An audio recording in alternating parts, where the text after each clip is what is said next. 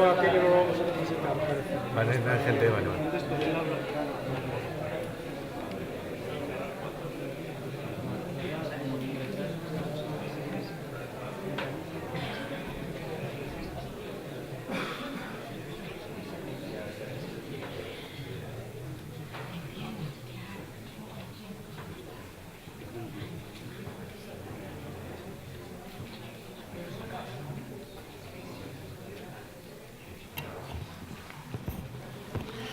Muy buenas tardes, bienvenidos y bienvenidas a esta presentación de la edición número 36, la 36ª edición de los Encuentros Internacionales de la Juventud de Caboñes.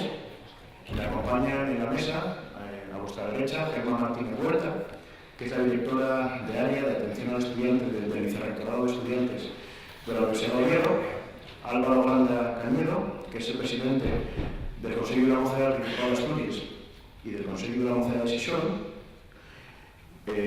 Almudena Puerto, directora general del Instituto Asturiano de la Mujer y Políticas de Juventud del Principado de Asturias, y don Manuel Ramos, que es el presidente del Consejo de la Juventud de España. Me acabo de dar cuenta que he cambiado el orden de los nombres según estas sentados, pero bueno, luego iré presentando a cada uno, con lo cual pues ya lo arreglaré. Decía que bienvenidos y bienvenidas a esta renovada Escuela de Comercio, que durante estos días será eternamente joven. Cuando hace más de 100 años, el arquitecto Manuel del Busto proyectó el edificio en el que nos encontramos, lo hizo dándole una importancia capital a la luz. No podía ser de otra forma un equipamiento que iba a ser destinado a usos educativos. Muchos y diversos han sido los usos del edificio durante estos años, pero siempre, de una forma u otra, ligados a la cultura, a la formación. Hoy estamos felices de presentar los Encuentros de Juventud de Caboñes, un espacio de formación juvenil por excelencia, en este edificio que, como podéis comprobar durante los siguientes días, se ha convertido en un equipamiento del siglo XXI, sin por ello perder ni un ápice de su esencia original, conservando los elementos más singulares que ya estaban presentes cuando abrió sus puertas a principios del siglo pasado.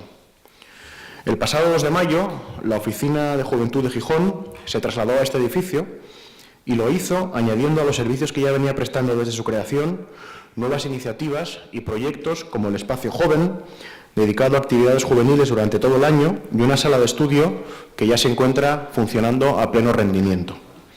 Quiero agradecer a todo el equipo del Departamento de Juventud su trabajo y su dedicación en estos meses, ya que, aparte de llevar a cabo y desarrollar su trabajo habitual, ocuparse también de nuevos programas que se han puesto en marcha, han tenido que ir resolviendo pues, todos esos inconvenientes que surgen de una manera inevitable cuando se mudan a un sitio nuevo y sobre todo cuando es un sitio en el que bueno, pues, ha sufrido una reforma importante y estaba pues, cerrado hasta la fecha.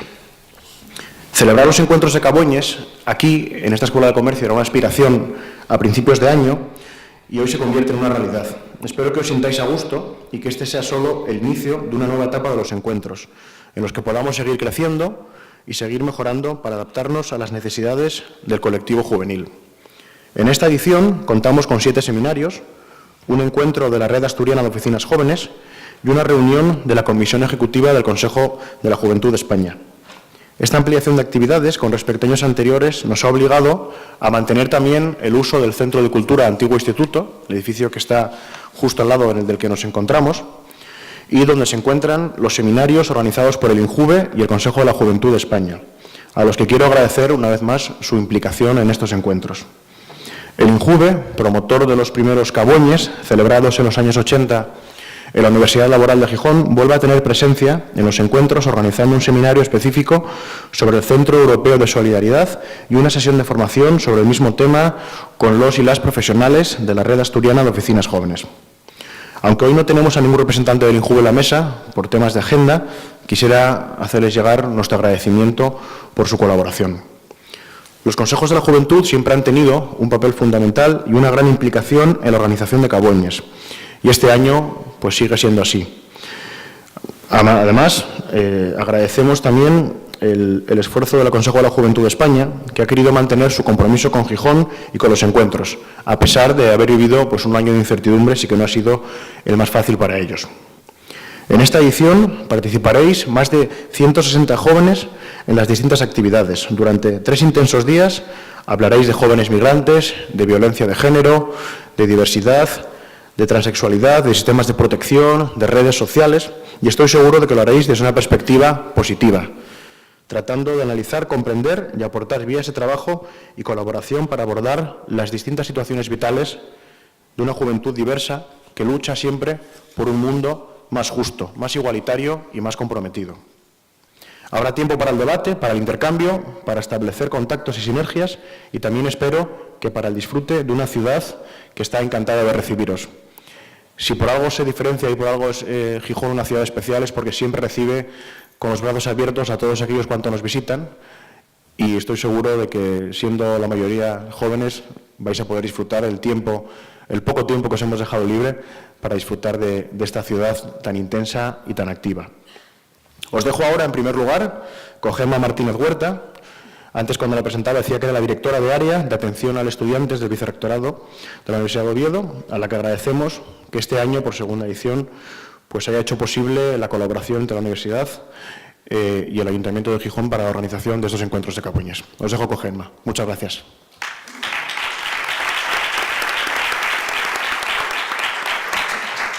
Bueno, muchas gracias. Agradecer que hayan contado con la universidad para estos encuentros de Cabueñes. Es nuestro segundo año aquí, somos casi nuevos. Estamos encantados también de esta nueva equipación. Nos gusta la zona, esperemos que a vosotros os guste también y que podáis aprovechar el tiempo que estáis aquí. Nos gusta también Gijón, que nos acoge muy bien, como dice él. Y bueno, yo voy a explicar un poco, pues, quién soy, aparte de Gemma Martínez, todo eso de directora de área de atención al estudiante, que suena como muy rimbombante. Pues bueno, llevamos un poco, en el Vicerrectorado de Estudiantes, llevamos prácticamente todo lo de estudiantes, desde la matrícula pues hasta las prácticas que hacen en distintos sitios. Yo llevo toda esa parte y además llevo una parte de voluntariado. Hay un apartado que se llama Espacio Solidario, en el que promovemos que nuestros alumnos universitarios pues hagan voluntariado. Hay un listado enorme de asociaciones que colaboran con la universidad y en las cuales todos los alumnos universitarios y los no universitarios, supongo que también dirigiéndose directamente a la entidad, pueden participar. Pues desde asociaciones de protección de perros hasta asociaciones pues de determinado tipo de discapacidades, enfermedades. Ahí podéis ir todos y los alumnos universitarios, pues como premio a esta labor voluntaria que hacen, tienen un crédito, ¿vale? Pues además de ese voluntariado de ayuda en una asociación, organizamos cursos de formación con esas asociaciones. Una de las asociaciones que colabora con nosotros es el Concello de la Mocedad o el Consejo de la Juventud del Principado de Asturias. Y ellos, bueno, a través de el diálogo que tienen con nosotros para diversas actividades, nos propusieron formar parte de este encuentro de Cabueñes. Entonces, nosotros queríamos tener un seminario aparte, aparte y para todos, no solo es para alumnos universitarios, pero ese especialmente está dedicado a nuestros alumnos, hay un cupo de plazas para ellos y es el seminario, tengo aquí el nombre, yo creo que, bueno, ya no sé, es el seminario 5, ya me perdí, pero bueno, el coordinador es Jorge Fernández del Valle, catedrático de Intervención Psicosocial y responsable del Grupo de Investigación en Familia, que nos acompaña aquí en la sala y está aquí alante del todo, y él es el que os va pues un poco a guiar y os va a explicar un poco de qué va ese seminario. Ya saben los alumnos pues que me pita y me pone nerviosa. Bueno, ya saben los alumnos pues que la participación en ese seminario les da derecho pues a ese crédito, igual que a todos los alumnos que participan en ese voluntariado que yo decía, ¿vale? Vosotros pues asistís al seminario, hacéis lo mismo que el resto de los alumnos y simplemente pues al final me tenéis que enviar una memoria explicativa, como ya se os ha explicado en la página web, a la hora de hacer las inscripciones que los alumnos de la universidad también hacen a través de nuestra propia inscripción. Bueno, yo espero que el seminario os guste, que paséis bien dentro de los encuentros y fuera de los encuentros, en esos ratos que dicen de ocio por la ciudad. Y bueno, por mi parte nada más. Yo estoy en Oviedo, en González Besada, estoy a disposición de los estudiantes y de los no estudiantes que quieran saber algo por referente a la universidad. Y bueno, doy paso a mis compañeros que ellos os cuenten el resto. Gracias.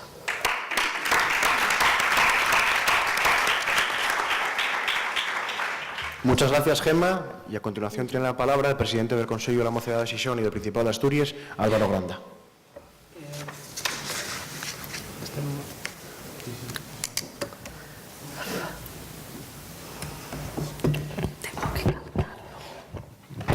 Bueno, pues buenas tardes a todos y a todas.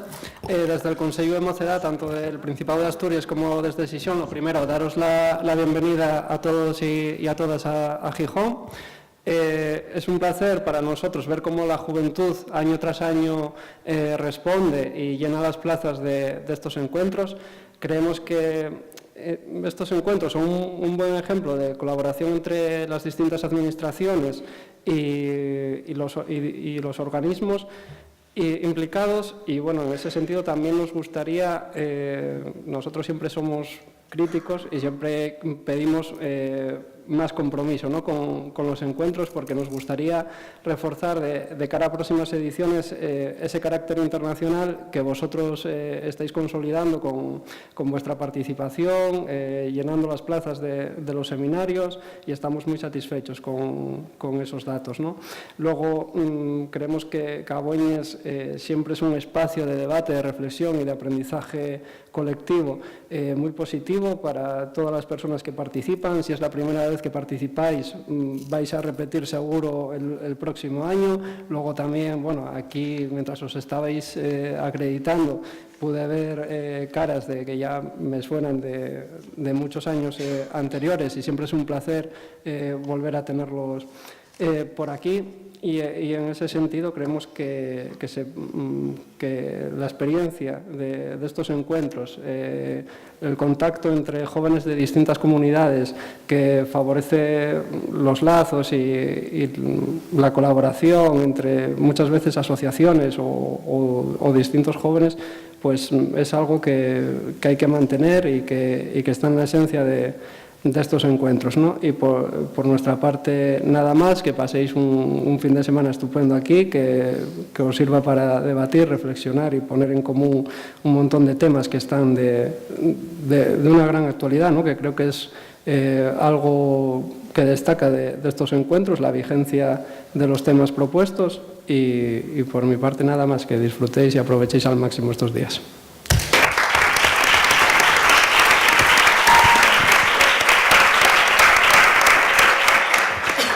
Gracias, Álvaro. Y ahora es el turno del Consejo de la Juventud de España. Tiene la palabra su presidente, Manuel Ramos. Está ya encendido. Vale, pues muchas gracias. Primero al Ayuntamiento de Gijón por seguir realizando estos espacios de Cabueñes en los que el Consejo de la Juventud de España ha participado, colaborado, llevando cursos desde el inicio. Gracias, por supuesto, a los consejos de Juventud de Xixón y de Asturias, con los que compartimos la ilusión de que Cabueñes se resitúe como un espacio de encuentro internacional en sus cursos y también en su participación, y a estos dos consejos con los que el Consejo de Juventud se alinea, en definitiva, desde lo local, lo regional y lo estatal, para defender los derechos de la juventud y para trabajar por la posición y la participación de las personas jóvenes en cualquier política que les afecte, que en definitiva son todas. Gracias a todas las personas que participáis en estos encuentros, porque aquí es donde se construye participación. Vosotras, viniendo aquí, construís participación y transformáis la sociedad. Este año, como todos los años, el 12 de agosto se celebraba el Día Internacional de la Juventud, y la temática eran los espacios seguros. Y desde el Consejo de la Juventud de España entendemos un espacio seguro con 3 características, cada una de las cuales no se puede dar sin la anterior. La primera característica es que son espacios libres de agresiones y violencias. Una vez se consigue esto, las personas que participan de esos espacios seguros pueden expresar su voz, pueden alzar su voz y pueden dar sus opiniones. Y cuando estas 2 características se dan, empieza el efecto transformador, empieza la toma de decisiones y empieza el motor de cambio. Nosotros creemos que estos espacios pueden ser espacios seguros. Y en esta filosofía de espacios seguros, el Consejo de la Juventud de España propone una temática que en definitiva es pararse, reflexionar sobre cosas que son muy necesarias y a veces muy dolorosas. Es pararse a ver si cuando la juventud se organiza en asociaciones o en cualquier otro modelo de organización, cómo participa alrededor de la cuestión de género. Estamos permitiendo que las mujeres de nuestras asociaciones se empoderen, les damos las herramientas, les damos los espacios. Esto es lo que traemos aquí el Consejo de la Juventud de España, pero también, y de la mano y de forma imprescindible, ¿qué más comunidades estamos creando en nuestras asociaciones? ¿Estamos renunciando a nuestros privilegios, a nuestros espacios como hombres? ¿Estamos permitiendo que nuestras compañeras tomen sus derechos y puedan participar en igualdad de condiciones? Y el Consejo de la Juventud de España trae esto aquí porque pensamos que las personas que participáis de las asociaciones y que participáis de Cabueñes sois agentes transformadores, estáis construyendo una nueva sociedad. Y en esta sociedad que estamos construyendo desde la juventud, que tenemos la capacidad y la gran responsabilidad de relacionarnos con la sociedad activamente, analizarla, criticarla y hacerla mejor, estos temas consideramos que son imprescindibles y transversales a cualquier otro tema que se trabaje en Cabueñes también. Cualquier otro tema que vais a tratar aquí o en cualquier otro espacio respecto a migraciones, respecto a la realidad trans, respecto a colectivos étnicos, discapacidades, cualquiera. Este tema es transversal y muy importante. Y por eso lo traemos aquí, queremos traer la reflexión y también la transformación. Y bueno, como ha dicho Jesús, la Comisión Permanente del Consejo de la Juventud de España va a estar aquí estos 4 días acompañándoos en todos estos talleres y en todo este espacio que consideramos tan maravilloso. Y cualquier cosa que os llame la atención o que tengáis cualquier inquietud sobre los consejos de la juventud, aquí estaremos para hablar, para proponer, para debatir o para lo que queráis. Así que muchas gracias y disfrutar de estos días.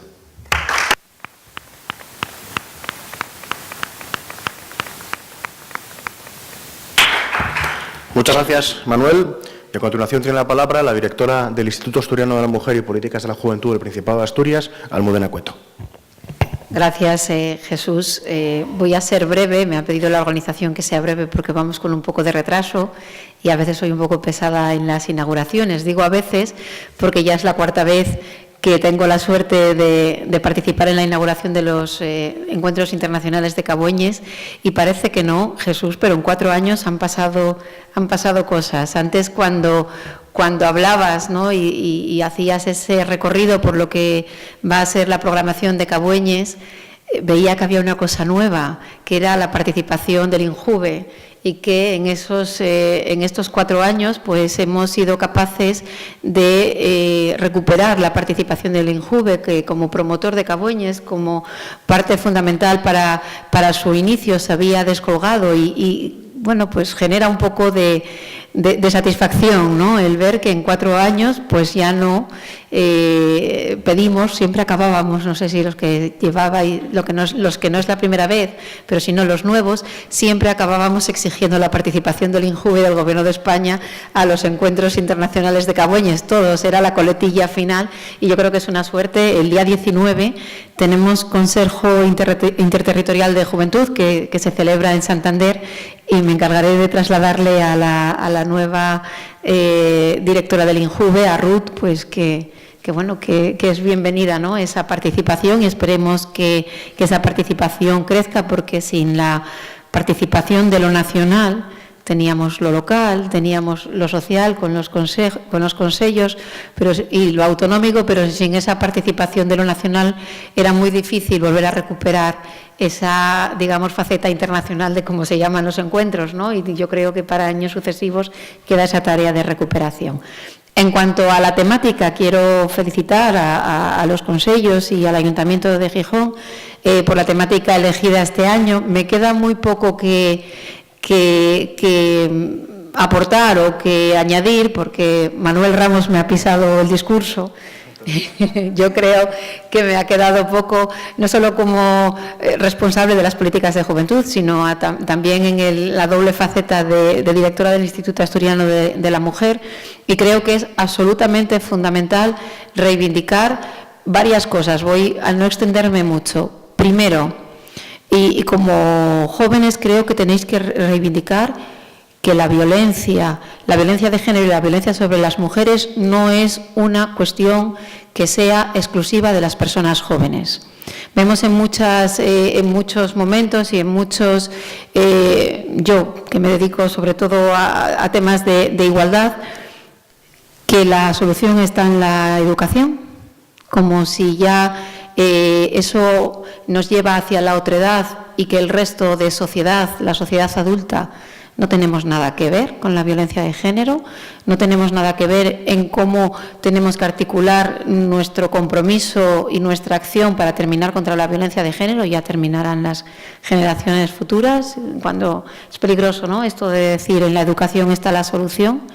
Y otra cuestión, y sobre todo en todo lo que tiene que ver con la violencia sexual, que parece que la violencia sexual solo ocurre por las noches, solo ocurre los fines de semana, cuando aparece el alcohol y siempre por jóvenes.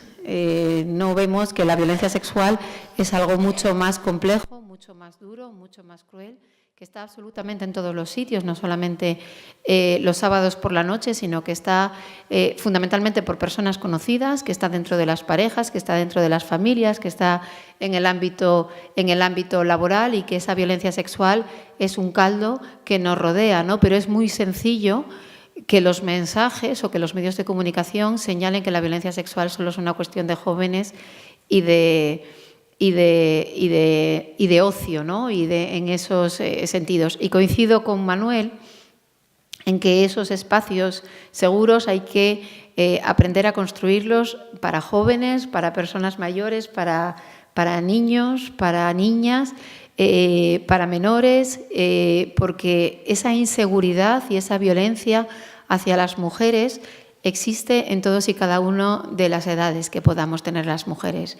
Ese miedo o esa no ocupación del espacio público os pasa a las jóvenes y nos pasa a las que no somos tan jóvenes. Esas agresiones que pasan en ese espacio público entendido en una perspectiva amplia, tanto el físico como el espacio público de la red, donde también está y existe esta desigualdad y esta violencia, pues afecta no solamente a las jóvenes, sino también a otras personas y a otras mujeres en multitud de redes sociales. Por lo tanto, creo que lo que sí que podéis hacer, las personas jóvenes que estáis aquí, es no solamente hablar de lo vuestro, sino que yo creo que es importante para una verdadera participación social y política que el análisis sea global y que defendáis que podéis aportar y trabajar en materia de igualdad y de violencia de género para todas, digamos, las edades, y que defendáis que no sois el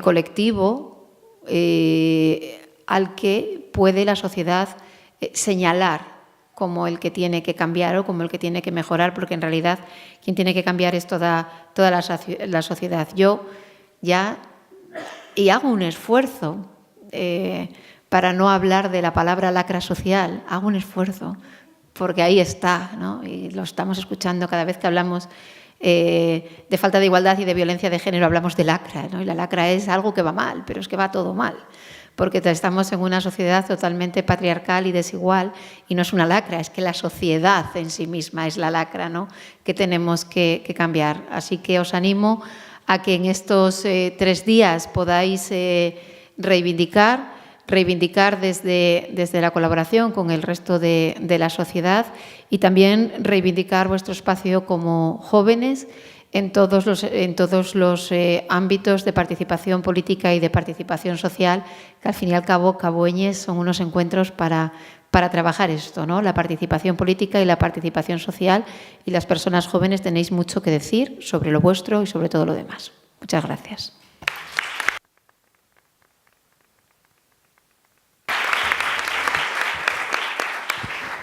Muchas gracias, Almudena. Para finalizar, simplemente reiterar ese agradecimiento a los 4 compañeros de mesa y a las entidades que representáis por vuestra ayuda para la organización de estos encuentros y, por supuesto, a todos los que nos acompañáis en este salón de actos.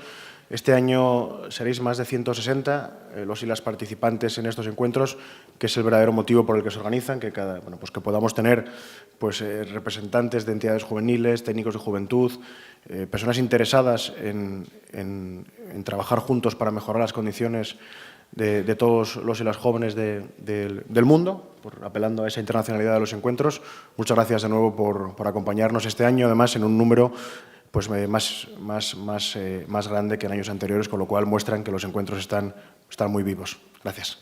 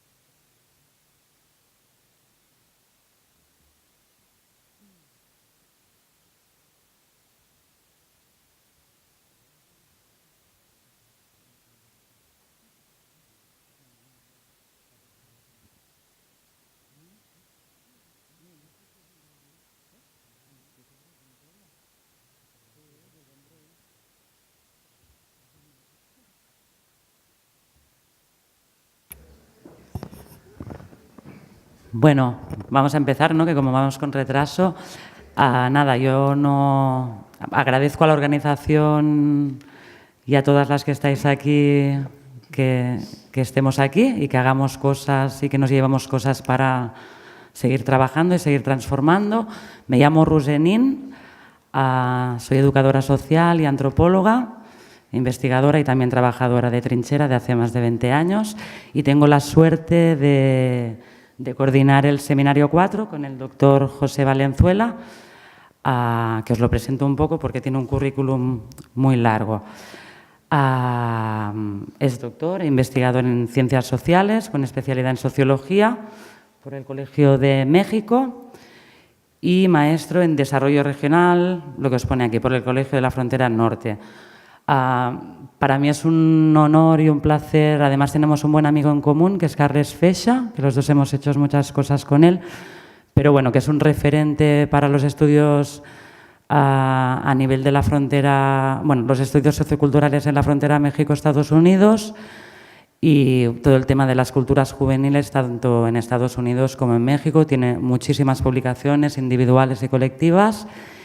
Y nada, algunas de nosotras nos vemos en el seminario 4 de Jóvenes y Migraciones, que seguro que será muy interesante. Y vamos al lío, ¿no, profesor? Y os dejo con él.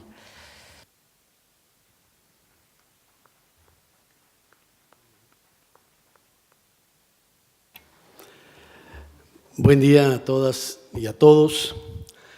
Bueno, mi profundo agradecimiento a las y los organizadores de este 36º Encuentro Internacional de Juventudes Cabueñas.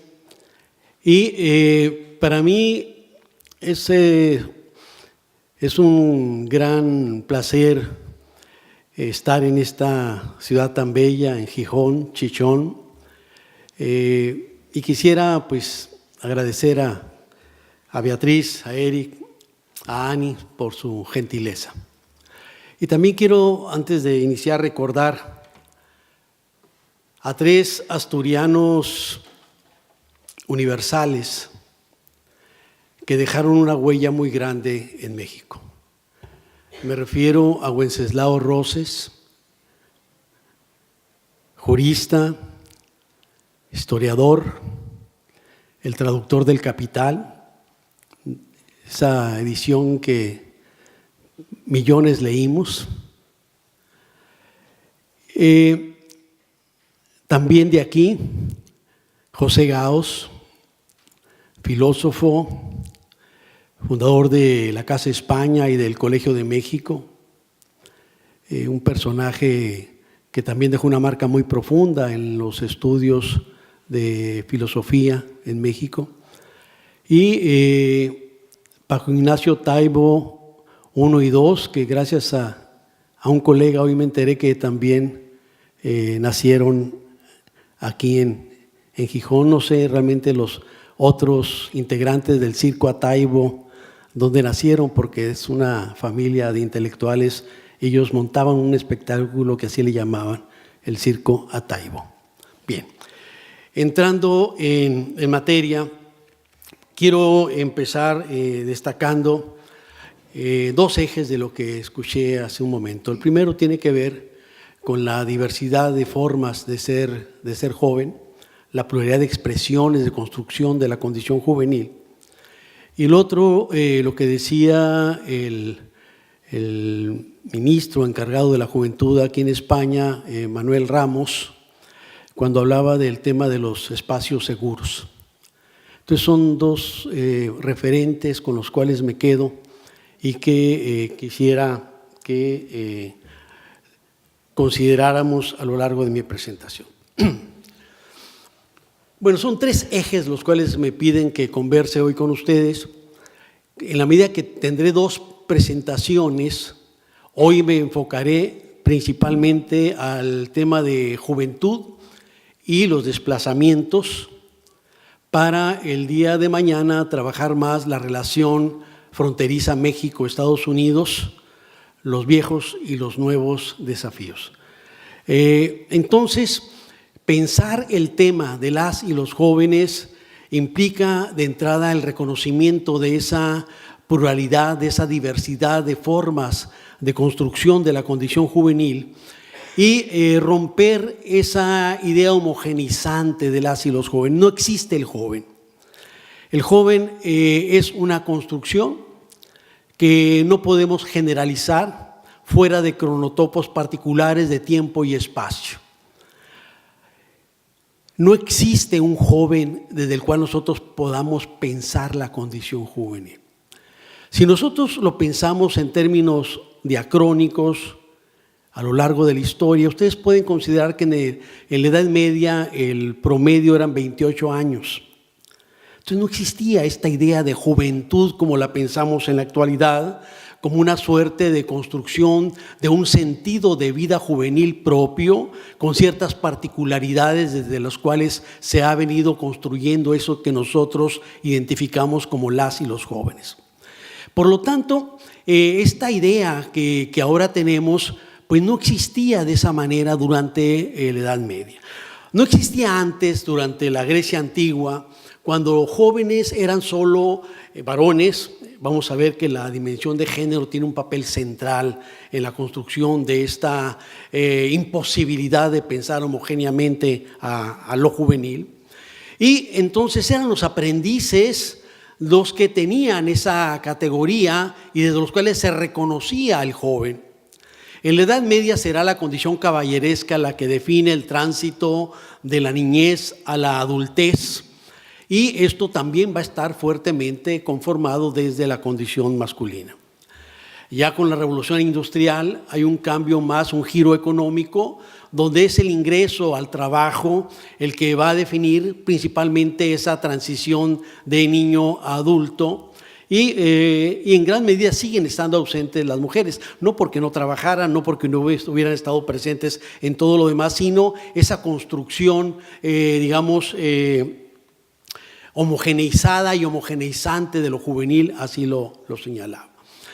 Siglo XIX y los inicios de masificación de los sistemas educativos posibilitan la conformación de un nuevo actor que tiene que ver con las y los estudiantes, que empiezan a identificarse como los epítomes de la condición juvenil. El estudiante como lo mejor dentro de todas estas perspectivas desarrollistas ancladas a las narrativas modernas, son los que representan el futuro, el progreso, lo más granado de la sociedad, en fin, todas estas historias que se fueron construyendo en torno a lo que sería la irrupción del estudiante, con el cual también aparece una forma reconocible, un estilo de vida propio que escapa a los ejes tradicionales del campo del trabajo como el eje para definir a las y los jóvenes.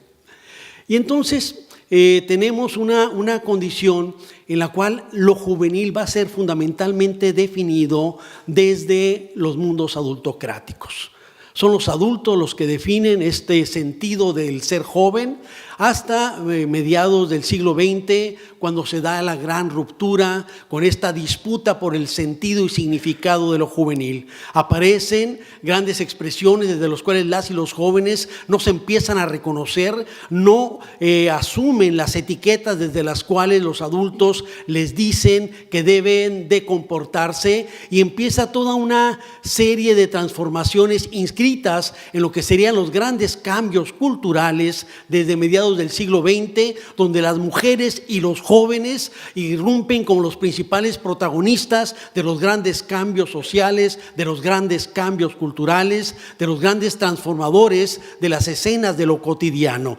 Y ahí aparece con la Lost Generation, la generación perdida, esta generación del desencanto que ve con profundo dolor los millones y millones de muertos que dejaron las guerras, muertos bajo los cánones del interés económico, muertos que ellos no reconocen como muertes dignas, y empiezan a cuestionar lo que sería el gran proyecto de la modernidad construida desde los mundos adultocráticos.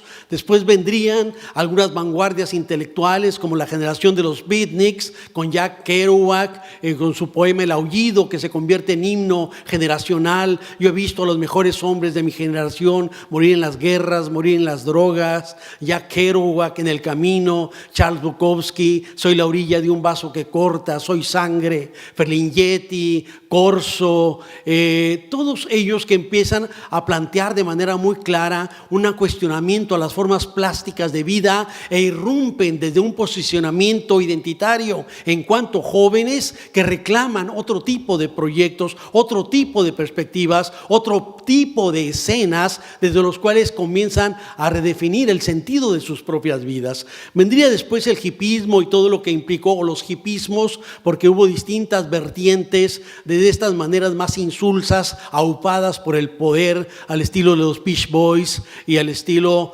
de los Monkees, y estas narrativas insulsas que se conformaban con cantarle al sol californiano, al surfeo, etcétera, etcétera. Pero por otro lado estaba el rock ácido californiano con Jimi Hendrix, toda la dimensión sensorial, experimental, que se volvió muy fuerte, muy importante. Toda la expresión también que tenía que ver con las formas de asumir la filosofía desde una condición distinta, con los Beatles, algunas canciones de The Rolling Stone, pero sobre todo lo que sería la vertiente política, con Joan Baez, con Bob Dylan, con Jefferson Airplane, con las canciones de los Beatles, particularmente la vertiente, esta condición cuando John Lennon escribe por un lado Imagine y por otro lado Power to the People, cuando se acerca a lo que fue la vertiente trotskista en Inglaterra.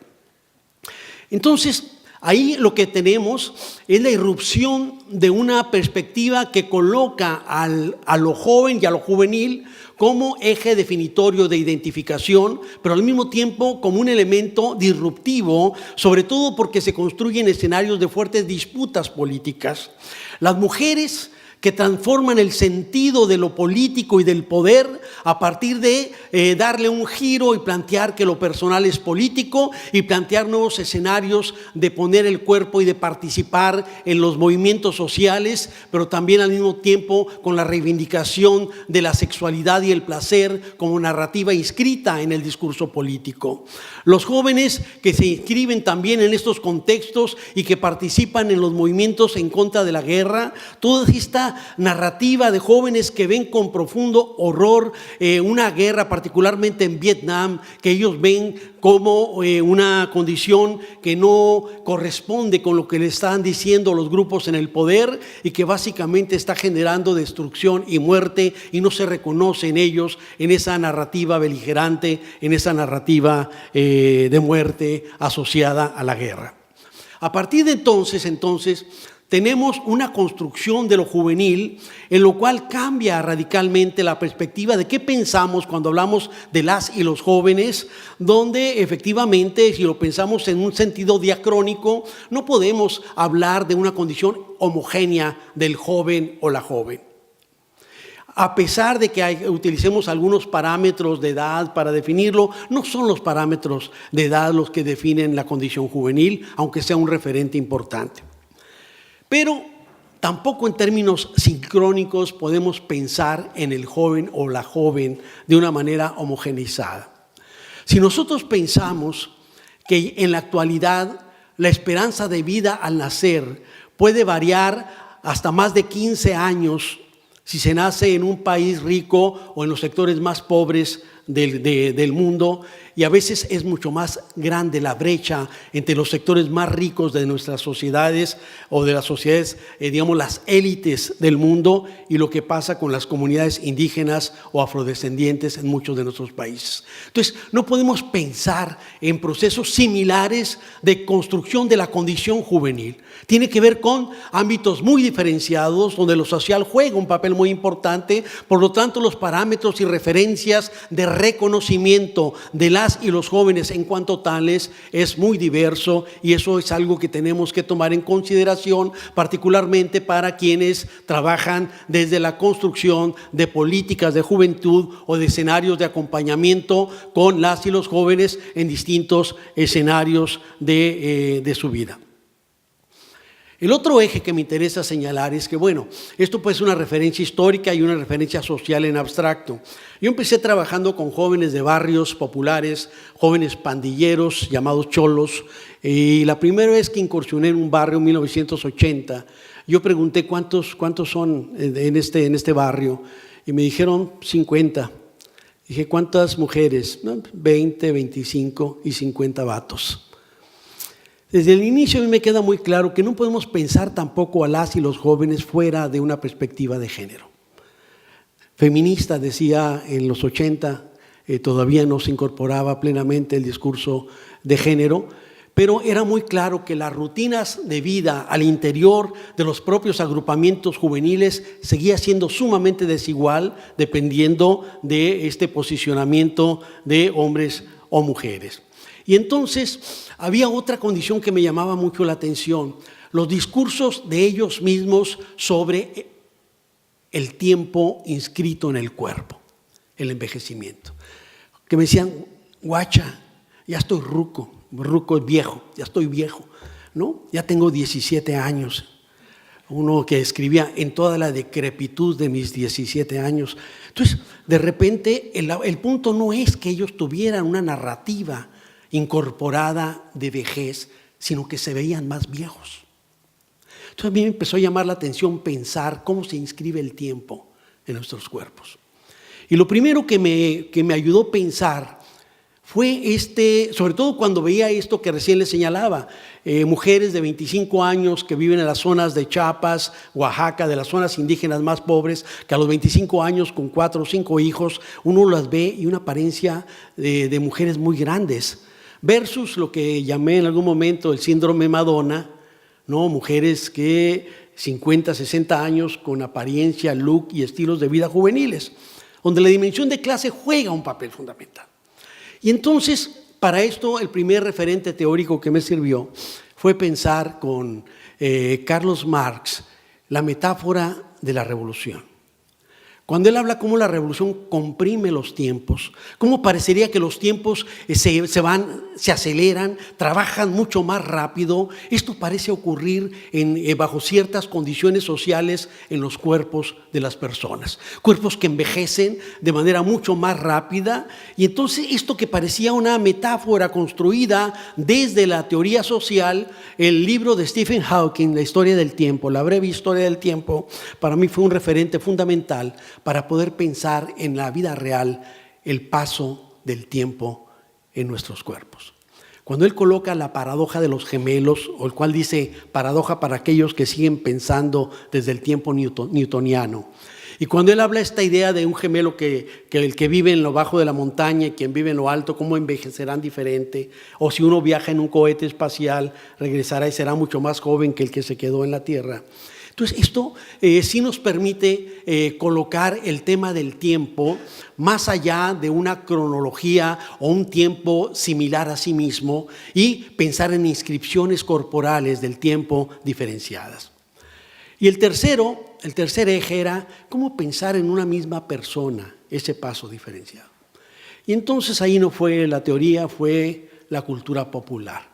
Esta expresión que se usa, dio el viejazo, se le vinieron los años encima y que tiene que ver con un quebranto, un problema de salud, un asunto de estrés, una desgracia que de repente hace que una persona cuyo paso del tiempo nosotros vemos como secuencial, de repente decimos, ¿qué te pasó? Y es este reconocimiento donde a veces esa inscripción queda muy marcada en nosotros. Esto que Jacques Cocteau decía, día tras día observo frente al espejo el paso implacable de la muerte, pero parecería que a veces la muerte corre en nuestros cuerpos. Entonces, a partir de esto, yo ya podía tener una perspectiva para pensar a las y los jóvenes desde procesos no solo diferenciados en términos de identitario, de interreconocimiento, sino también en términos de lo que serían las formas particulares desde las cuales las condiciones sociales inciden en el envejecimiento y, por lo tanto, también en las necesidades. Y entonces, teniendo esto como premisa, podíamos repensar entonces el tema de las identidades juveniles con otros parámetros y pensar que las identidades efectivamente son sistemas de clasificación social que nos permiten conformar la forma a través de la cual se construye esos marcos de pertenencia y de exclusión, de adscripción y proscripción. Por lo tanto, toda identidad de manera concomitante implica diferencia, por lo tanto, la construcción de ese nosotros de manera simbiótica implica la exclusión de quienes no forman parte de ese nosotros. Y la construcción de ese nosotros juvenil, que estoy refiriendo a partir de mediados del siglo XX, efectivamente empezó a construir diversos parámetros desde los cuales pudimos establecer el segundo gran eje de lo identitario, que es la idea de quién pertenece y quién no pertenece, umbrales simbólicos de adscripción, diferenciación. Y entonces estos umbrales simbólicos se conforman a partir de una tensión entre la autopercepción y la heterorepresentación.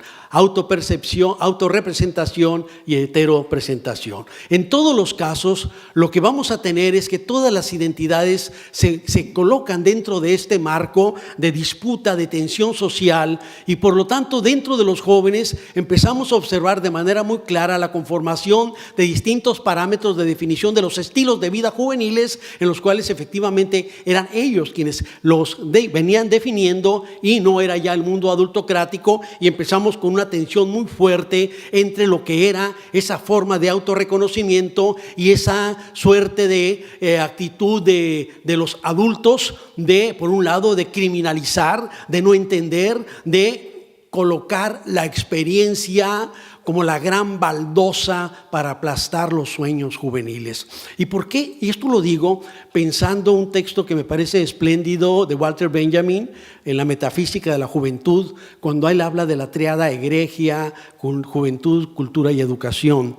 Y habla del tema de la experiencia, esa experiencia que se utiliza cuando los jóvenes quieren hacer proyectos, quieren incidir, quieren cambiar cosas, quieren cambiar el mundo. Y el adulto le lanza la baldosa de la experiencia: mira, yo también fui joven, yo también tuve sueños como tú, yo también quise cambiar el mundo, ya crecerás, ya te vas a dar cuenta de que pues esos son simplemente asuntos que tienen que ver con la edad, eso se te pasa, etcétera, etcétera. Y decía, concluía Walter Benjamin, al final de cuentas, esa imposición de la experiencia del adulto sobre los sueños juveniles no es otra cosa más que la condición vergonzante de aquellos que saben que traicionaron sus propios sueños. Entonces, esta condición siempre presente entre cómo se construye desde una afuera, se busca construir lo juvenil, y cómo los jóvenes desde sus propios marcos de adscripción conforman el sentido de vida de ser joven, nos lleva a otra categoría que tiene que ver con la construcción de otredades y alteridades. Y una de las alteridades más fuertes tiene que ver, a diferencia de la otredad, que son los otros distintos, formas de relación tan intensas que nos obligan a vernos, a constituirnos y a nombrarnos a partir de los ojos y la mirada del otro y de la otra. Son miradas donde el joven no se construye a sí mismo. No podemos pensar a las y los jóvenes conformados solo desde la condición juvenil. Pensar a los jóvenes implica pensarlos de una manera relacional, con otro tipo de adscripciones donde incluye lo adulto, donde incluye la infancia. La juventud es la identidad juvenil, las identidades juveniles es una categoría relacional, que es otra de las marcas, de las condiciones de la identidad, que todas identidades son relacionales, son situadas, por lo tanto son históricas. Por eso no podemos pensar de la misma manera a los jóvenes de Febos, de la Grecia antigua, con lo que son las experiencias de los jóvenes en la actualidad. Y desde esa condición, de la condición relacional de las y los jóvenes, adelanto lo que usualmente es mi conclusión. Cuando pensamos cuáles son las opciones, cuáles son las alternativas, cuáles son cuando dicen los consejos para los jóvenes. Yo, entrada nunca doy consejos, no me siento apto para dar consejos, pero lo que sí puedo señalar es que no hay salida para los grandes problemas de las y los jóvenes desde la condición juvenil. Y sobre todo lo estoy pensando desde América Latina, desde África, etcétera. Los grandes problemas de las y los jóvenes en la actualidad y en el pasado son los grandes problemas del proyecto social y del horizonte civilizatorio en el cual nos encontramos.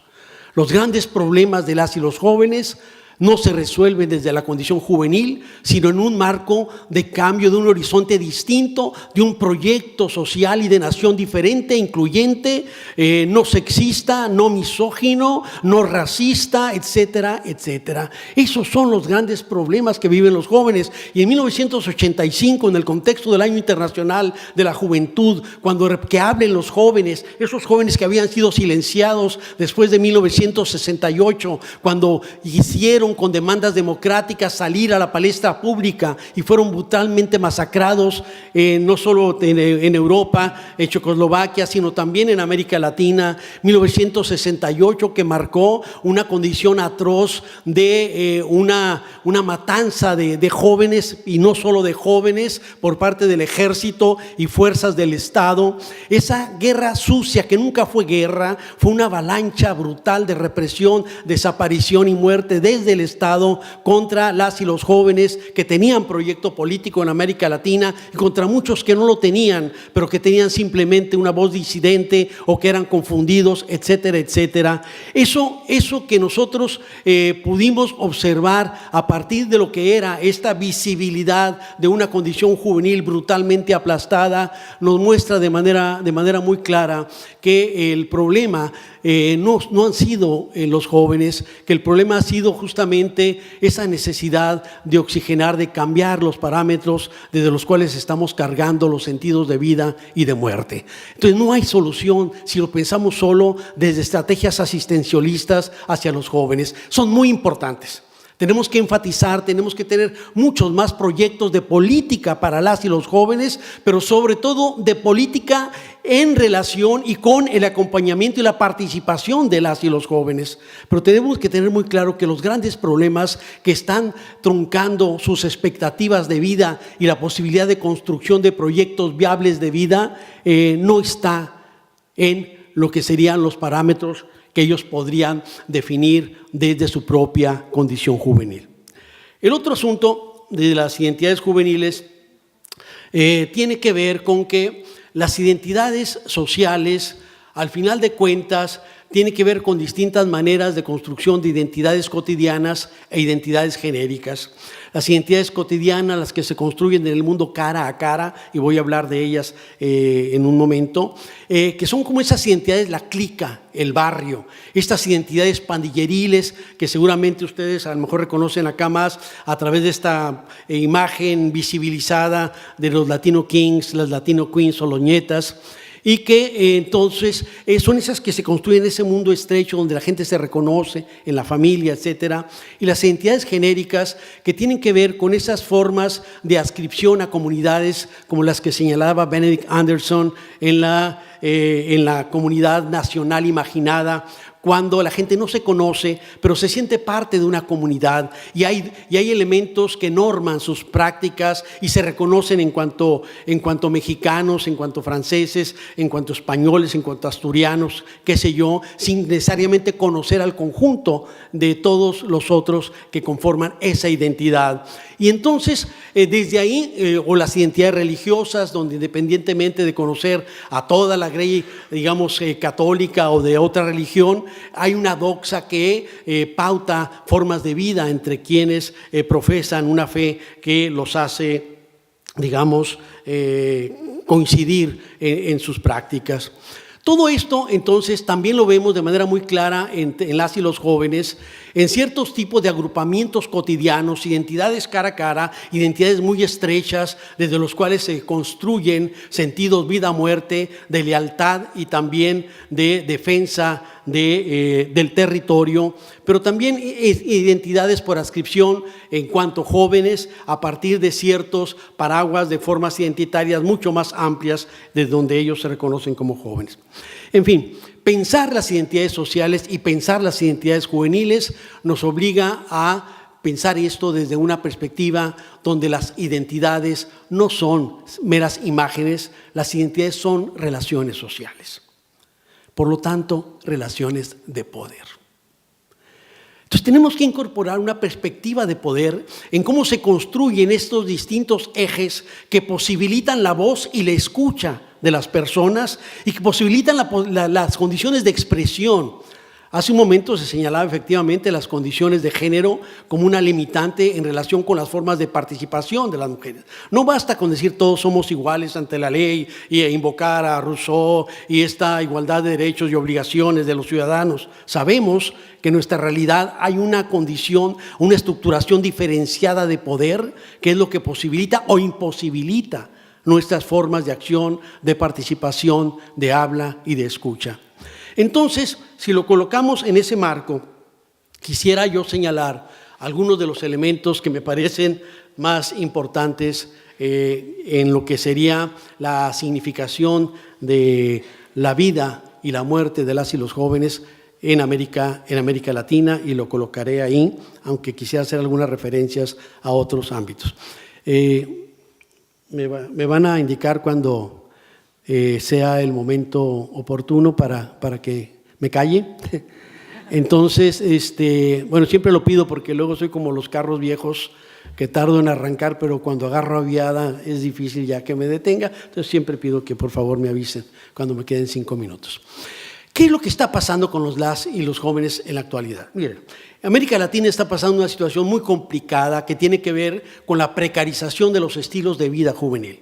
Más de 200 millones de personas que viven en condiciones de pobreza, una situación donde tenemos la mayor generación de jóvenes y adultos que ha habido en toda la historia, y al mismo tiempo estos jóvenes son los que padecen condiciones mayores de precarización. Son los que tienen niveles mayores de pobreza.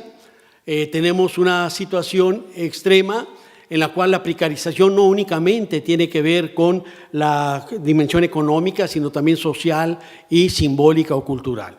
Y tenemos una situación que yo he definido como juvenicidio, y que el asunto es que la principal causa de muerte de las y los jóvenes en América Latina es la violencia. Y el asunto es que por primera vez en México desde la Revolución hay una disminución de la esperanza de vida al nacer, producto del asesinato de jóvenes. El juvenicidio tiene distintas expresiones, pero básicamente lo quiero colocar y ubicar cómo se construye esta referencia, particularmente en relación con un trabajo que yo hacía hace algunos años sobre el feminicidio, en un libro que se llama Sed de Mal, Feminicidio, Jóvenes y Exclusión Social, donde lo que observaba era, en primer lugar, que el trabajo que habían hecho varias colegas espléndidos sobre esto, pero me permitía sacar una lección.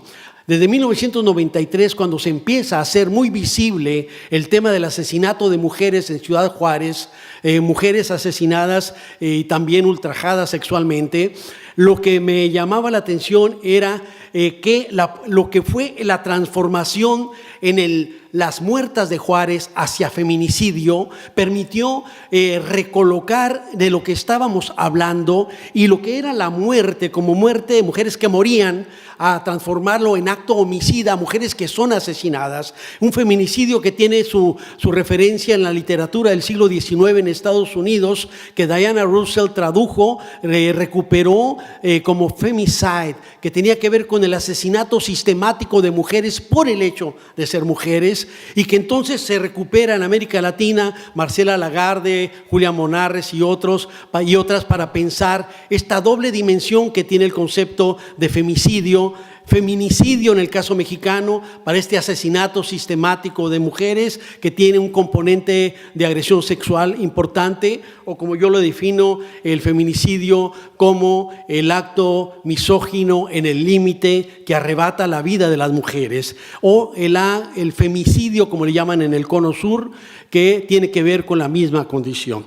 Femicidio y feminicidio, el ni una más en México, el ni una menos en el Cono Sur, son expresiones que significan lo mismo. No queremos que sigan asesinando a las mujeres. No queremos que las sigan matando de manera impune, porque casi todos estos asesinatos son impunes. Y el feminicidio en México no solo no ha disminuido, sino que está en incremento, porque se vincula con otro proceso que es el que les señalaba y que está marcando de manera muy clara parte del escenario social en América Latina, y es el fenómeno del juvenicidio.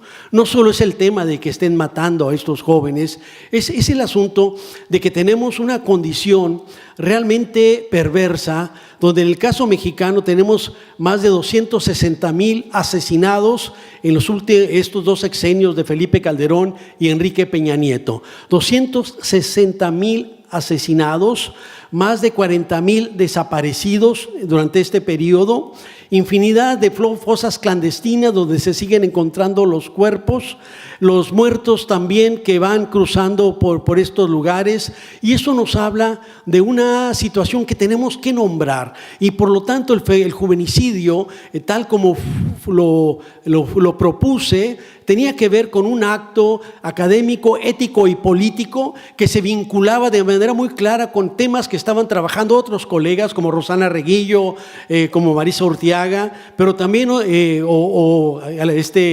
Alfredo Nateras, pero también lo que estaban trabajando otros colegas en otros países de América Latina. El tema de la limpieza social en el Triángulo Norte Centroamericano, con el asesinato de los jóvenes organizados en agrupamientos juveniles, la llamada Mara Salvatrucha y el Barrio 18, o el tema de los falsos positivos en Colombia, que ha trabajado Germán Muñoz, jóvenes que el gobierno empezó a dar beneficios, prebendas económicas a soldados que mataran guerrilleros, y lo más fácil para ellos fue asesinar campesinos y jóvenes precarios de las colonias populares, y los presentaban como guerrilleros caídos en combate para cobrar los beneficios, o la limpieza social en las favelas brasileñas, o este juvenicidio de color que estamos observando claramente en Brasil, donde los jóvenes afrobrasileños son asesinados 2.5 veces más de lo que representan poblacionalmente, o lo que estamos viendo incluso en Estados Unidos con el tema de Black Lives Matter,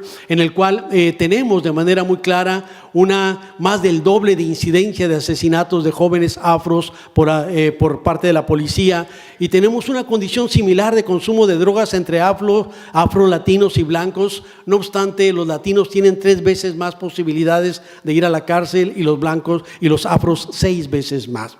Todo esto entonces nos ponía en un escenario en el cual no solo estamos hablando de asesinato por parte interdelincuencial, por ejemplo. No solo estamos hablando del tema de lo que yo llamo los tonas, jóvenes que dicen todo o nada, más vale una hora de rey que una vida de buey, jóvenes que dicen me la juego frente a un escenario de trabajar 10 horas diarias y que saben que no van a obtener los satisfactores de una sociedad consumista que los bombardea bajo la lógica de el ser como tener. Y entonces un abandono de lógicas humanistas donde hay que tener esos satisfactores que incluyen mujeres trofeo, que incluyen los carros, que incluyen las armas, que incluyen un poder obtenido a través de la capacidad de consumo, y que ellos entran muy fácilmente, sobre todo cuando se les despoja de las condiciones para desarrollar proyectos viables de vida a partir de lo que serían estos factores de precarización tan intenso, sobre todo en países, insisto, como los nuestros, donde la educación dejó de ser un recurso certero de movilidad social. Los jóvenes allá en la preparatoria, la mitad de los niños que empezaron estudiando estarán fuera del sistema educativo. Los que terminan una carrera, la mayoría de ellos no va a trabajar en lo que estudiaron, trabajarán en lo que se pueda, y el desempleo es proporcionalmente mayor en este grupo. Tenemos al mismo tiempo una condición de trabajo donde quienes encuentren trabajo no van a salir de la pobreza trabajando. 6 de cada 10 empleos son en la informalidad, que colinda con la paralegalidad. México estuvo expulsando 500,000 de personas cada año que tenían que irse porque no encontraron ahí condiciones para desarrollar sus proyectos de vida. Todo esto articulado nos lleva a una suerte de precarización social donde los jóvenes son los quienes resienten de manera más fuerte esta precarización. Al mismo tiempo tenemos una condición donde los escenarios de vulnerabilidad se van densificando.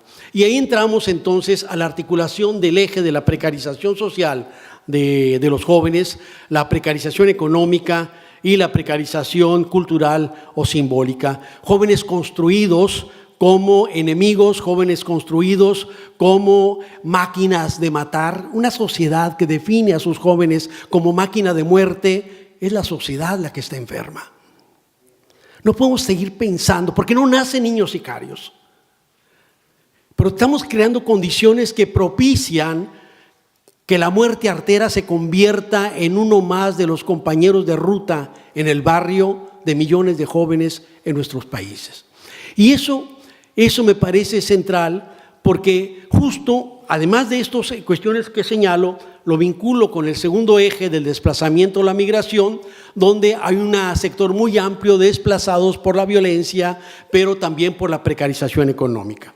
El tema de la migración, como ustedes saben, la migración ha existido a lo largo de toda la historia, ¿no? Muchos españoles migraron a América, ¿no? Ahí Juan Ginés de Sepúlveda y Fray Bartolomé de las Casas tuvieron una polémica muy interesante hacia 1551 y 52, pero la migración ha sido esta dimensión. Pero en la actualidad tenemos efectivamente la migración por condiciones de precariedad, de precarización, que se ha convertido en una suerte de periplo que articula los procesos en el mundo.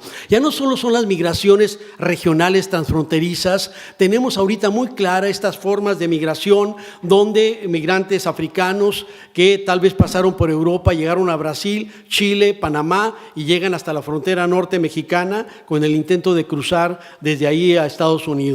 Muchos de estos haitianos que también se formaron parte de este proceso migratorio, al llegar y darse cuenta que Estados Unidos les restringe el acceso y algunos de los que pasaron los empiezan a deportar, deciden quedarse en México, y eso es lo que hemos estado viviendo en estos últimos años. Más de 1,000 cubanos que salieron y de repente el fin de la política pies secos, pies mojados, los atrapó en el trayecto y pues llegaron a Nuevo Laredo y simplemente ahí empezaron a buscar formas de cómo reconstruir su vida, cómo reinsertarse en otros procesos de vida. Entonces, el tema de la migración nos coloca otra vez en la necesidad de repensar la relación entre migraciones y fronteras. Las fronteras son sistemas y dispositivos de clasificación social. Son dispositivos económicos, político-administrativos, pero también dispositivos culturales. Y todos lo sabemos muy bien. En las fronteras internacionales pues, se pueden cruzar bajo las mismas condiciones de indocumentadas personas con ciertos perfiles fenotípicos y otros no van a cruzar. Pueden cruzar personas con cierto nivel de ingreso, aunque tenga las mismas características fenotípicas que otros, que no van a cruzar. Entonces, lo que estamos observando es que este mundo globalizado, al mismo tiempo que genera procesos intensos de globalizados, tiene una enorme paradoja de que rearticula viejas trincheras y construye nuevas fronteras. Y dentro de esas viejas y nuevas trincheras están lo que yo he llamado los muros de concreto.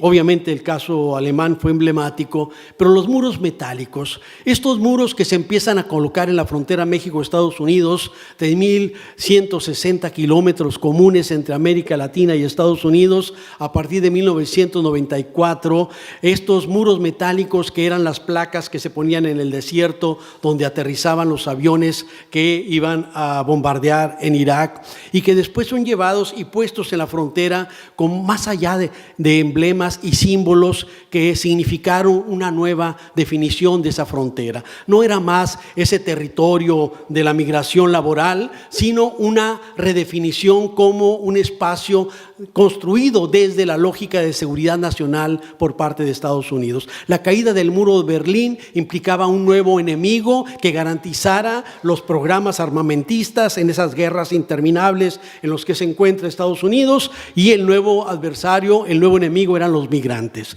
Y efectivamente, pero era difícil hacer que la mayoría de la gente creyera que en las mochilitas de los migrantes que cruzaban corriendo iban las armas, iban las drogas, iban las enfermedades, todo eso que se les imputaba, máxime cuando había informes e investigaciones serias que demostraban que los migrantes subsidiaban con cerca de 10,000 millones de dólares anuales a la economía de Estados Unidos.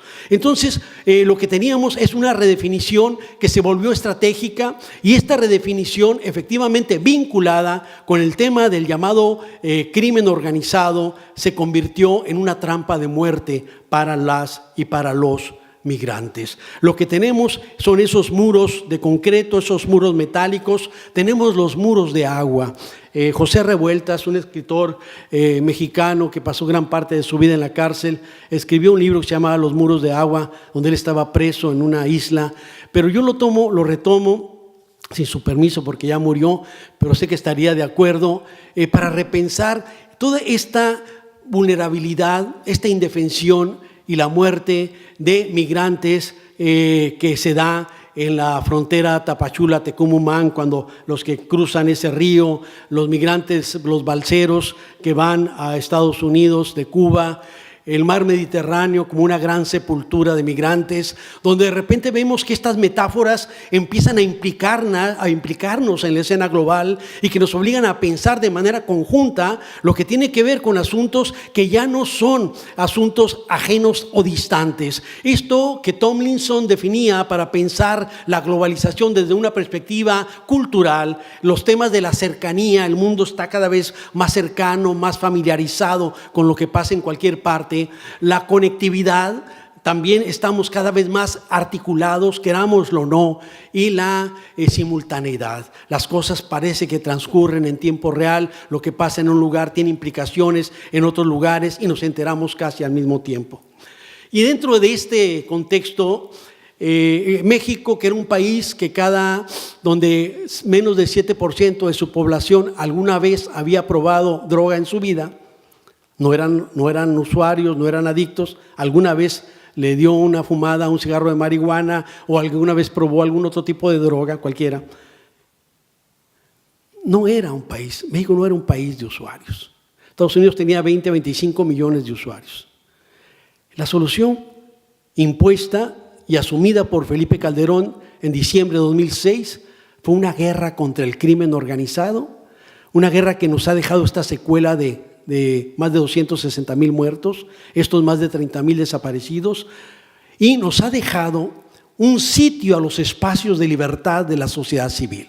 Porque la droga sigue cruzando sin ningún problema y sigue siendo consumida sin ningún problema.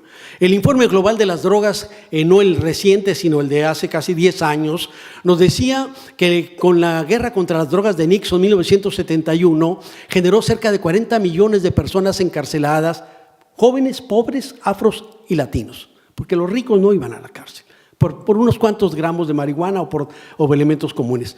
Pero después de gastar más de 2.5 billones de dólares, resulta que ahora hay más drogas que son más potentes y más accesibles para la población. Esto que no ha servido es el gran modelo que se vino imponiendo y que ha generado ha sido un detonador de violencia y de muerte en América Latina, realmente increíble e irresponsable de quienes lo impulsaron y criminal por parte de quienes lo impulsaron. Porque esto no solo ha potenciado el feminicidio, el juvenicidio, la muerte misma de los migrantes. Los narcotraficantes empezaron a copar las redes migratorias. Este tema de los migrantes de San Fernando, Tamaulipas, 2010, 72 migrantes asesinados que fueron capturados por los agentes de migración y se los entregaron al grupo de los Zetas, quien los asesinó. Esto es solo una parte de múltiples ejemplos que podemos dar de cómo se está rearticulando los escenarios de vulnerabilidad donde participan jóvenes, fronteras y migración. 3 ejes que tenemos que, repensar de forma distinta a partir de estrategias diferentes. El cambio que se vaticina en nuestro país parece que, apostará por un proyecto distinto y, en todo caso, yo lo que podría tal vez cerrar ya esta participación diciendo que, en todo caso, el gran tema que tenemos enfrente es que durante la década perdida de los años 80, y se llamó así porque justo obliteró las posibilidades de las y los jóvenes de pensar como lo hicimos quienes crecimos en el llamado boom de la posguerra, de independientemente de nuestra clase social, pensar que educando podríamos acceder a mejores proyectos de vida. En los años 80 esa generación no lo veía así. Había lo que yo llamé una expropiación de la esperanza.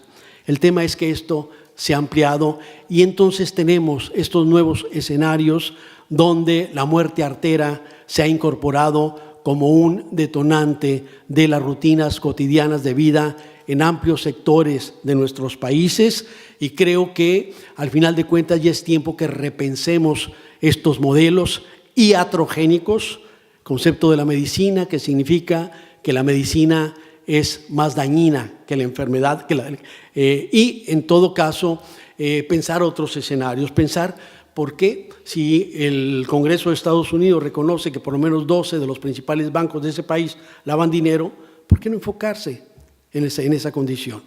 ¿Por qué la Oficina de Alcohol, Tabaco, Armas de Fuego y Explosivos de Estados Unidos entregaba armas a los narcotraficantes mexicanos en las operaciones Receptor Abierto 2006-2007 y Rápido y Furioso 2011-2012? ¿Por qué los agentes de la DEA estadounidenses se divertían en fiestas con prostitutas colombianas pagadas por los narcos colombianos y esto propició la caída de la directora de la DEA? Esas son las preguntas que tenemos que hacer y no seguir en esta lógica que lo único que ha generado es un dolor muy profundo en nuestras sociedades y tenemos una deuda de muchas personas, muchas muertes que no debieron de haber ocurrido. En todo caso, tenemos que transformar los grandes escenarios de la necropolítica y de la biopolítica por posiciones que apuesten a favor de la vida. Gracias.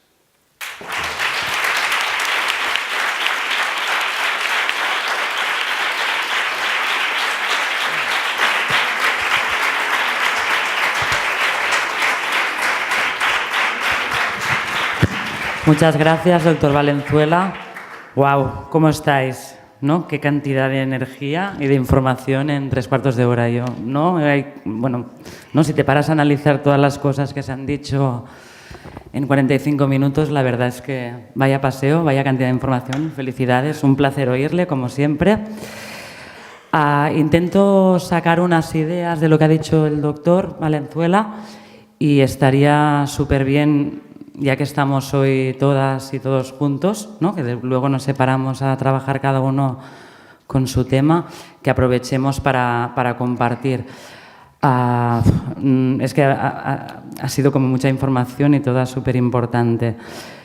Pero bueno, así como recogiendo ideas que ha dicho el doctor Valenzuela, todo el tema de la perspectiva interseccional, de género, de clase social, ¿vale? De las migraciones, de los procesos juveniles y las identidades juveniles particulares y colectivas, de los procesos de pertenencia, de exclusión, de inclusión, del nosotros, de los otros, de cómo se construyen estas cosas y en qué se basan estas categorías, qué es la normalidad, qué es la diferencia, qué se hipervisibiliza de las personas jóvenes, ¿no? Y sus violencias, que son las que sufren, pero que se quieren hipervisibilizar las que ejercen, en principio, o se dice, personas jóvenes, pero a la vez se invisibilizan todas las resistencias, todas las transformaciones sociales, etcétera, etcétera.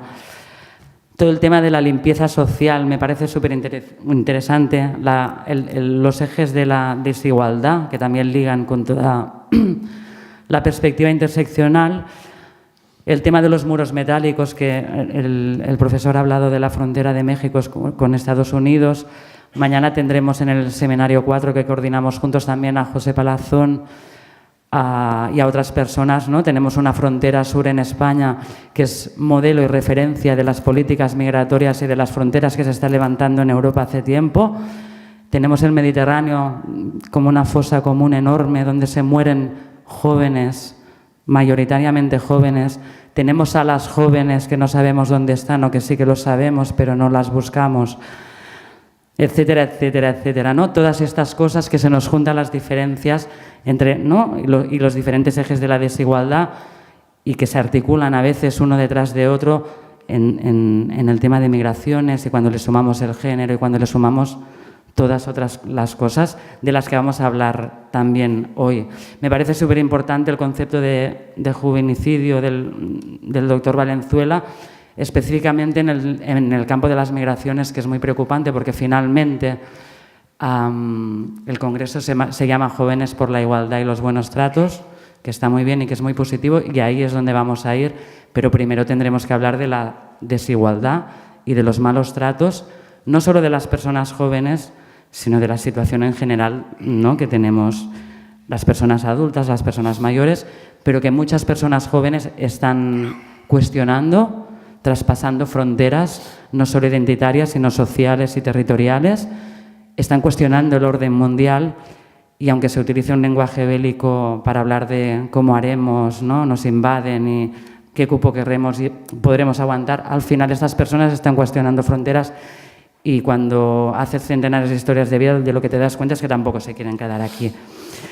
No sé, seguro que me he dejado cosas porque es imposible recogerlo todo, pero abro un poco el debate y en todo caso yo ya me callo también. Insisto en felicitar a la organización. Yo soy muy fan de la perspectiva interseccional. Creo que todas las opresiones están conectadas y que todas las resistencias están conectadas. Las temáticas que se abordarán estos días creo que son muy interseccionales, ¿no?, y se tratan todos estos temas y al final es súper interesante que se traten todos de cada uno de ellos, pero que a la vez también hay que juntarlos porque todos suman, porque al final, ¿no?, es como a veces funcionamos hasta en la administración o con las políticas sectoriales y al final la interseccionalidad de las políticas, de las luchas, de los activismos, de las profesionales, de todo, la unión hace la fuerza y tenemos que sectorizarnos en algunos temas, pero luego tenemos que unirnos porque al final las opresiones tienen muchos puntos en común, seguramente más que diferencias. Muchas gracias a la organización otra vez y a las caras visibles, esa Begoña y ese Marcos que han estado a tope y seguro que mucha gente más y a toda la organización. Abro debate, supongo que hay algún micro por ahí y nada, aprovechemos que estamos todas juntas para hablar de todo.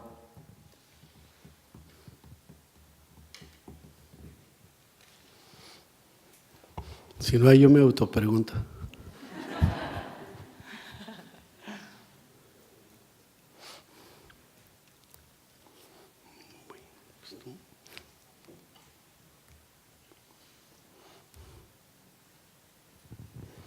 No me puedo creer que nadie vaya a decir nada. Estáis colapsados, ¿no? Espera, aquí viene un micro con... Vale, habláis de interseccional, de género, de migraciones. ¿Qué me contáis del colectivo LGTB en esas migraciones? Sí,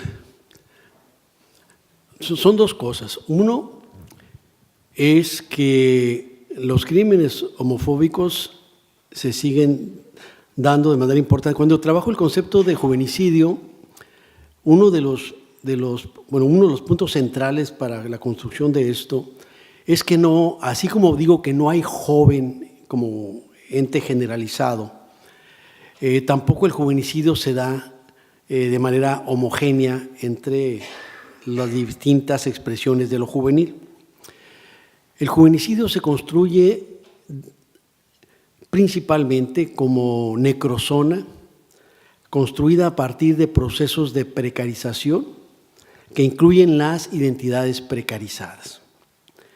Entonces, lo que tenemos es que ser gay, lesbiana, trans, ser mujer, ser indio, ser afrodescendiente, son lo que se articula, ahí sí de manera muy clara, como dispositivos de repertorios identitarios que vuelven más vulnerables a las personas y pobres, por supuesto. Entonces, ese conjunto, y desde ahí es como lo analizamos y desde ahí es donde construyo ese concepto. No es en general jóvenes, como igual no es en general a mujeres las que están matando allá.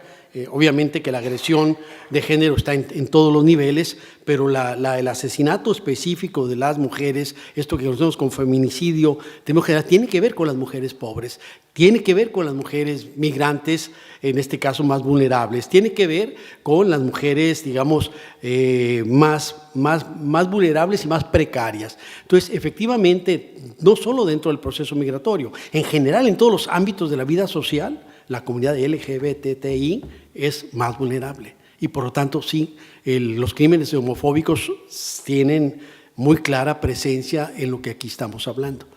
por supuesto.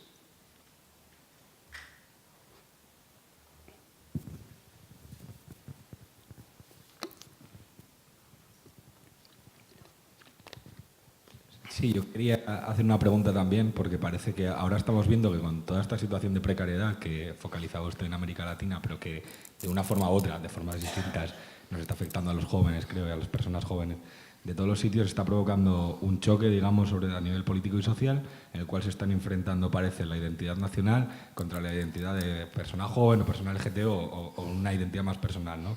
Y lo digo por el auge también de movimientos que están yendo contra las migraciones o que están buscando la explicación de la precarización general en las personas migrantes, ¿no? Y en otro tipo de excusas. ¿Qué va a pasar con este? Entiendo yo que es como un choque de identidades, ¿no? En tratar de reivindicar la identidad nacional y poner la culpa en las personas migrantes, o otra gente que está tratando de ver que las necesidades son desde una identidad, por ejemplo, de personas jóvenes y que pone los problemas no en las personas migrantes, sino en otro tipo de identidades, como puede ser la clase política o etcétera, ¿no? ¿Cómo se conjuga todo esto? Sí, mira, yo lo que veo es que efectivamente crece el discurso de odio, crece el discurso antimigrante, crece el discurso homofóbico. Y mañana voy a hablar más ampliamente de esto y ya particularmente de la Mara Salvatrucha, el cholismo, toda esa cuestión y la frontera. Pero lo que sí puedo decir ahorita es que detrás de todo este tipo de perspectivas usualmente hay horizontes autoritarios, muy autoritarios. Entonces, toda esta idea de represiva, prohibitiva, que crece en el mundo, tiene ese antecedente. Cuando nosotros vemos quiénes son los actores que se han movilizado en contra de la migración, son los mismos que defienden los marcos prohibicionistas, en fin. Lo que quiero plantear es que hay tres ejes que yo identifico que están detrás de todos estos marcos de prohibiciones. Uno es la condición autoritaria, los depositarios de la moral única, los que creen que pueden imponer su modelo como único modelo. El segundo son intereses económicos. Siempre hay intereses económicos detrás de estas perspectivas. Y el tercero tiene que ver con disposiciones de orden moral, moralista. Así ha sido toda la historia. Los misioneros, cuando llegaron a América, prohibieron el consumo de la hoja de coca a los indígenas, y cuando se percataron que disminuía su rendimiento laboral, porque decían que eso era infame, era inhumano, cuando vieron que bajaba el rendimiento, dijeron, está bien, no hay problema, pueden seguir consumiendo la hoja de coca, pero siempre y cuando ustedes sigan rindiendo igual. Después vino la iglesia que prohibió sones, rumbas, gatos, jaranas y guarachas, expresiones de música popular, bajo la idea textual de que eran propiciadores de la lascivia canallesca y de las más animalescas actitudes. Nuestros pueblos siguieron bailando y cantando y tenemos maravillosos sones, rumbas, gatos, jaranas y guarachas. Después vino las otras prohibiciones. Mañana las desarrollaré. La ley Harrison de prohibición de los derivados de la amapola, 1914, la ley Volstead, la famosa ley seca de prohibición del licor, 1919, con la enmienda 18 a la Constitución de Estados Unidos, 1933 termina con la enmienda 21, y 1924 la prohibición de marihuana y cocaína, ¿no? Y de ahí para acá, una historia prohibicionista donde hay múltiples intereses económicos, moralistas. La primera contra la amapola eran los chinos el objetivo, en fin. El asunto es que si uno va ubicando estos ejes para interpretar cómo se mueven estas posiciones políticas endurecidas, llegamos al 71, lo que hablé de la ley contra las drogas, contra la lucha contra las drogas de Nixon. Hace ya casi 3 años salió un libro donde viene la entrevista con el mano derecha de Nixon, que dice lo que muchos habíamos señalado. Es decir, en realidad esa ley, la lucha contra las drogas, pues no era tanto contra las drogas, sino teníamos 2 problemas fundamentales: el hipismo y el movimiento contra la guerra, Entonces la estrategia fue, junto con los medios masivos de comunicación, hacer que la población identificara hippie, drogadicto y el tema en los barrios, con los afros y latinos, que empezaban a organizarse también políticamente. Entonces, a ellos ubicarlos como también drogadictos, delincuentes. Pero yo digo, y eso lo dice la mano del que lo impulsó, pero hay uno más que yo señalo que empieza y que no estaba en nosotros, la dimensión geopolítica. Y a partir de entonces fue una injerencia en América Latina muy fuerte, Plan Colombia, Identidad Mérida, 1973, Chile. Entonces, desde entonces hay una presencia política, militar fuerte a partir del combate contra las drogas. Entonces, la dimensión geopolítica se incorporó. Pero el problema yo no lo veo solo en términos de cómo se viene construyendo una narrativa contra la migración, que insisto, lo voy a tocar mañana con Nixon, con Donald Trump y compañía, sino que si nos fijamos, lo que estamos viendo es un reposicionamiento de fuerzas de derecha en múltiples niveles. Lo de Bolsonaro, este caso en Brasil, diciendo que el gran problema de la dictadura es que solo torturaban cuando vieron haber asesinado a la gente. Cuando le dice a una diputada o senadora que no te violó porque es muy fea. Cuando dice una serie de cosas y tiene esa intención de voto. Donald Trump, que dice que él puede tocar cualquier parte de la mujer, cuando dice que puede ponerse en la Quinta Avenida y matar a quien le dé la gana, y eso no disminuye su credibilidad.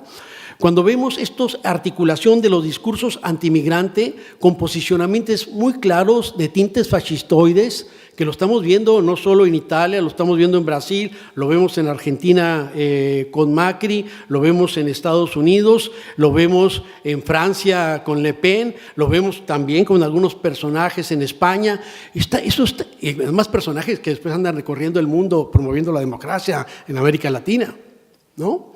Entonces, lo que quiero decir es que esto no son cosas que tenemos que verlas de manera más integral, y todo eso junto es lo que yo llamo la necropolítica. El concepto obviamente de Achille Mbembe, ¿verdad? Pero ¿cómo lo podemos reconstruir para pensar lo que estamos viviendo en nuestros países? Con la enorme dosis de muerte que esto viene generando a partir de una estrategia o de estrategias diferentes. Entonces, el tema de esta xenofobia, el tema de la cuestión antimigrante, es la refuncionalización de viejos estereotipos que además sabemos que, como los estereotipos, en este caso estamos hablando de falsos, el tipo de imputación que se le da a las y a los migrantes, esta idea de narrativas a favor de la vida y demás, pero hay vidas que no importan, como dice las vidas precarias de Judith Butler, las vidas que no importan, las nudas vidas de Giorgio Agamben, los canallas de Derrida y Noam Chomsky, lo que sería los desechables de Bauman, de Zygmunt Bauman, o estas vidas también miserables de las que habla Antonio Negri, Marie-Louise Pratt, ¿no? Entonces, las vidas que no merecen ser lloradas al final de cuentas, y no pasa absolutamente nada. Estamos hablando en México de más de 260,000 asesinados, más de 30,000 desaparecidos. No sabemos quién los mató, no hay responsabilidad, no hay gente que esté castigada por eso. Miren, solo termino con un ejemplo. Hay una construcción, hay un cantante mexicano que se llama José Alfredo Jiménez, muy popular, y tiene una canción que se llama Un Mundo Raro.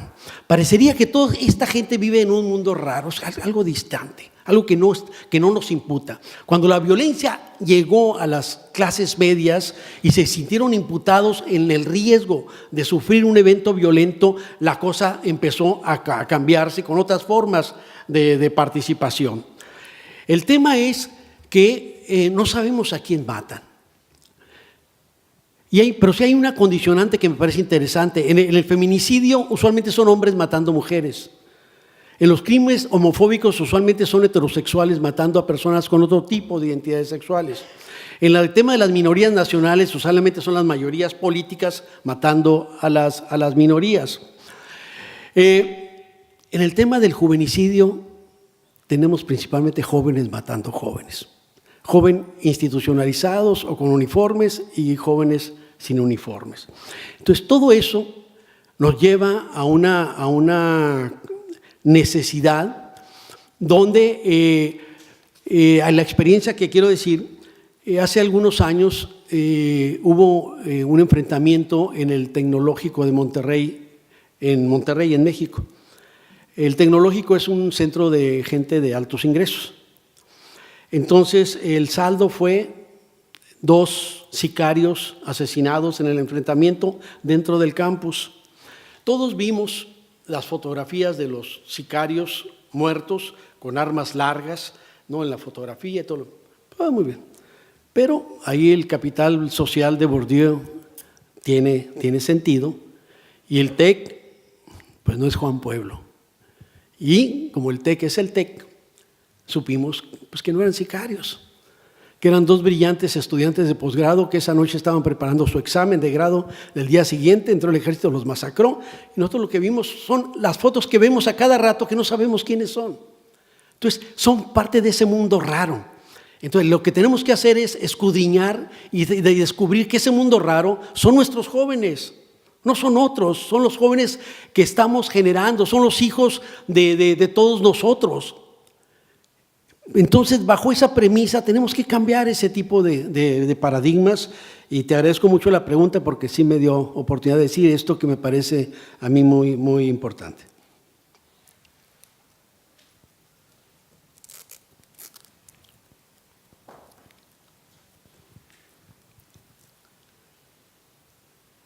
Bueno.